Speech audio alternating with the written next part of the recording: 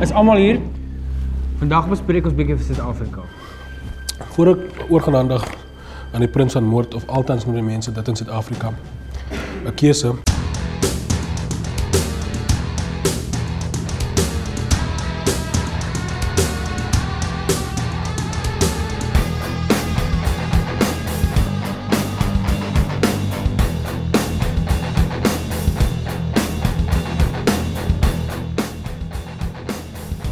Ek wil persoonlik dankie sê aan elke Christen wat te lui is om uit te gaan en te skaam is om te getuig.